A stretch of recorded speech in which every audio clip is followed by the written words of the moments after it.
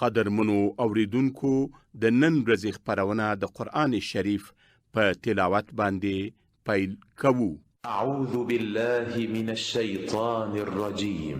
يا بني إسرائيل اذكروا نعمتي التي أنعمت عليكم وأوفوا بعهدي أوف بعهدكم وإياي فارهبون وآمنوا بما أنزلت مصدقا لما معكم ولا تكونوا أول كافر به ولا تشتروا بآياتي ثمنا قليلا وإياي فاتقون ولا تلبسوا الحق بالباطل وتكتموا الحق وأنتم تعلمون وأقيموا الصلاة وآتوا الزكاة واركعوا مع الراكعين.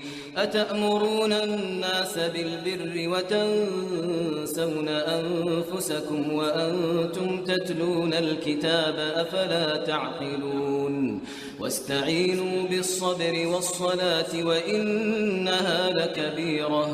وإنها لكبيرة إلا على الخاشعين الذين يظنون أنهم ملاقو ربهم وأنهم إليه راجعون.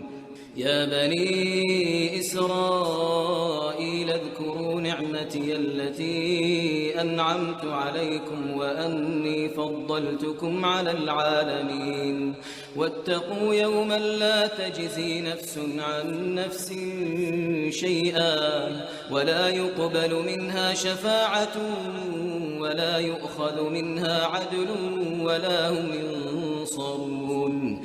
وإذ نجيناكم من آل فرعون يسومونكم سوء العذاب يذبحون أبناءكم ويستحيون نساءكم وفي ذلكم بلاء من ربكم عظيم. وإذ فرقنا بكم البحر فأنجيناكم وأغرقنا آل فرعون وأنتم تنظرون. وإذ واعدنا موسى 40 ليلة ثم اتخذتم العجل من بعده وأنتم ظالمون ثم عفونا عنكم من بعد ذلك لعلكم تشكرون. وإذ آتينا موسى الكتاب والفرقان لعلكم تهتدون.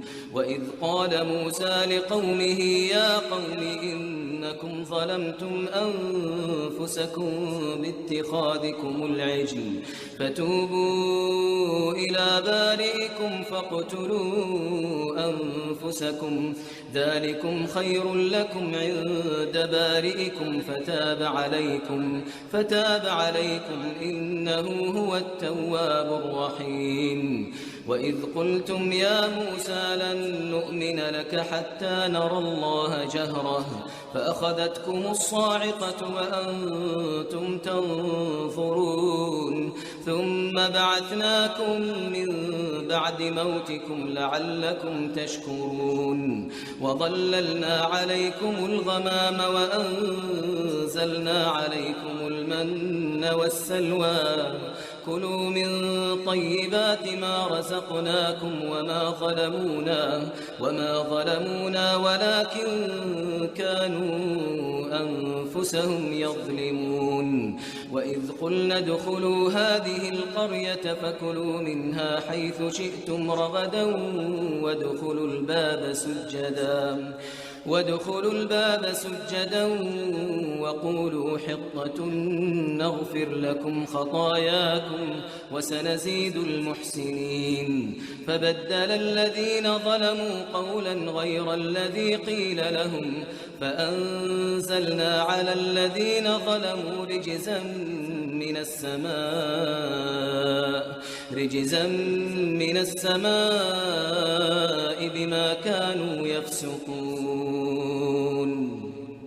وإذ استسقى موسى لقومه فقلنا اضرب بعصاك الحجر فانفجرت منه 12 عينا قد علم كل أناس مشربهم كلوا واشربوا من رزق الله ولا تعثوا في الأرض مفسدين. ګرانو اوریدونکو السلام علیکم ورحمت الله وبرکاتو. په تلاوت سوو مبارکو آیاتونو کې د بنی اسرائیلو یا یهودو وګده کیسه چې د موسی علیه السلام قوم او امت و راغلی ده، او دا ځکه چې هغوی اهل کتاب و او د اسلام ستر پیغمبر صلی الله علیه وسلم بعثت نه خبر و، او دا چې دوی د هجرت نه پخوا په یثرب کې اوسېدل، ویل به یې چې دغه پیغمبر به راځي او موږ به ورباندې ایمان راوړو. خو کله چې رسول الله صلی الله علیه وسلم په مکه معظمه کې په پیغمبرۍ باندې مبعوث، نو د یثرب عرب اوسېدونکي اوس او خزرج په یهودو باندې وړاندې سول او په رسول الله باندې ایمان راوړ. او بیا چې کله رسول الله هجرت وکړ او یثرب ته ولاړ، دغه مبارک آیاتونه نازل سول او الله تعالی د بنی اسرائیلو کیسې را پسیره کړې او دوی د اسلام دین پیغمبر باندې ایمان راوړلو ته راوبلل. خو هغوی د ایمان راوړو نه په شا سول او انکار یې وکړ، نو دا آیاتونه نازل سول. ګرانو ورونو، دا مبارک آیاتونه د البقرې سورت 40 آیت نه پیل سوي او 140 آیت پورې کې همدا د بنی اسرائیلو کیسې بیان سوي دي، او دا د اوس د تلاوت سوو مبارکو آیاتونو لنډې پښتو معنا او تفسیر ته غوږ کېږدئ. ای د اسرائیل علیه السلام یعنی یعقوب بچیانو او کهوله، زما هغه لورونې او نعمتونه چې تاسو ته ما درکړي وو هغه راپیاد کړئ او شکرانه یې په ځای کړئ، او زما سره په خپل عهد او تړون باندې وفا وکړئ. یعنی دا چې زما په پیغمبر محمد علیه السلام باندې او په هغه نازل سوي کتاب قرآن باندې ایمان راوړئ، او بیا به زه هم په خپل تعهد او وعده باندې وفا وکړم او تاسو ته به خپل نعمتونه په دنیا او آخرت کې درکړم، او یوازې زما نه وویریږئ او زما سزا او عذاب نه خپل ځانونه وساتئ، او په هغه کتاب ایمان راوړئ چې ما نازل کړی دی، او هغه ستاسو کتاب یعنی د تورات تصدیق کوي او هغه مني. او دا چې تاسو کتاب لرئ، نو لومړی اهل کتاب مو اوسېږئ چې په قرآن باندې کافران سئ، او زما د کلام آیتونه په لږ قیمت باندې مخرڅوئ، او یوازې زما تقوا وکړئ او خپل ځانونه په ایمان راوړلو سره زما سزا نه وساتئ، او حق ته د باطل جامې مه ور اغوندئ، او حق چې تاسو یې پیژنئ او ورباندې پوه یاستئ هغه مه پټوئ. په دې معنا چې د یهودو په کتاب کې د رسول الله صفتونه راغلي وو، خو هغوی به دغه صفتونه پټول، او لمونځ وکړئ او زکات ورکړئ او مسلمانانو سره یو ځای رکوع وکړئ. یعنی دا چې په اسلام کې ننوځئ او د مسلمانانو غوندې د اسلام شعائر مونځ او زکات او روزه په ځای کړئ. او څومره بده ده چې تاسو ای بنی اسرائیلو خلکو ته په ښو کارو امر کوئ او خپل ځانونه مو هیر کړي دي. حال دا چې تاسو د الله کتاب یعنی تورات لولئ او په هغه کې تاسو الله د اسلام په پیغمبر باندې ایمان راوړو ته را بللی یاست، نو آیا تاسو خپل عقل او هوښیاري په کار نه اچوئ او خپلو ټولو کارونه د اسانه انجام لپاره د صبر او لمانځه نه کار واخلئ او لمونځ ډیر دروند او لوی کار دی، خو په هغو کسانو چې د الله نه ویریږي او د الله د ثواب تمه لري دروند نه دی. او دغه عاجز بندگان چې الله ته یې د تضرع او بندګۍ غاړه ایښې ده، هغه کسان دي چې دوی باور لري خپل رب سره یو ځای کیږي او دوی بیرته خدای ته ورتلونکي دي او د قیامت په ورځ به الله ته حساب ورکوي. ای بني اسرائیلو، د یعقوب علیه السلام کهوله زما هغه ډیر نعمتونه او پیرزوینې راپیاد کړئ چې په تاسو ما لورولي وي او د هغو شکرانه وباسئ او پاسې ترسره کړئ. تاسو ما په ډیرو نورو ولسونو باندې په خپل وخت کې اوچت او غوره کړي وي او درته ما په هغو باندې فضیلت درکړی و. یعنی دا چې الله تعالی د بني اسرائیلو نه اول العزم پیغمبران را لېږلي او خپل کتابونه یې لکه تورات او انجیل په هغوی نازل کړی دی.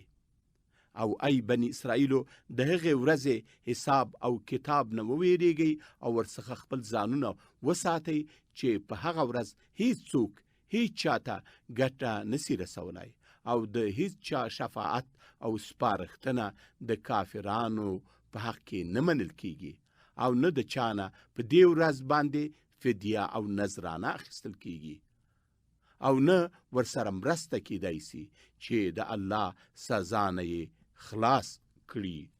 او همدارنګه ای بني اسرائیلو او د موسی علیه السلام قامه، زما هغه نعمتونه او پیرزوینې په خپلو ځانونو باندې راپیاد کړئ چې د فرعون کورنۍ ظلمونو نه ما خلاص کړئ او نجات مه درکه او د فرعون لښکرو تاسو ته بده سزا درکوله. ستاسو زامنې وزل او ستاسو ښځې ژوندۍ پرېښودلې تر څو د مینځو غوندې د هغوی خدمت وکړي. او په دې کې تاسو ته د الله تعالی لخوا لوی آزمایښت او امتحان و او په خلاصون کې مو د دې لوی عذاب نه در باندې د الله لوی نعمت او لورېونه وه چې د هغې شکر او مننه باید په هر وخت کې وکړئ. او زموږ هغه نعمت هم را پیاد کړئ چې د سمندر اوبه مو سره بیلې کړي او د وچې لار مو تاسو ته راویستله او په هغې تیر سولئ او د فرعون لښکر نه مو نجات درکه او د فرعون کورنۍ مو په سمندر کې په داسې حال کې ډوبه کړه چې تاسو هغوی ننداره کوله او لیدلم. او هغه ورځ هم ای بني اسرائیلو را پیاد کړئ چې موږ د موسی علیه السلام سره د 40 شپو وعده وکړه تر څو ورباندې تورات ستاسو د لارښوونې په خاطر نازل کړو.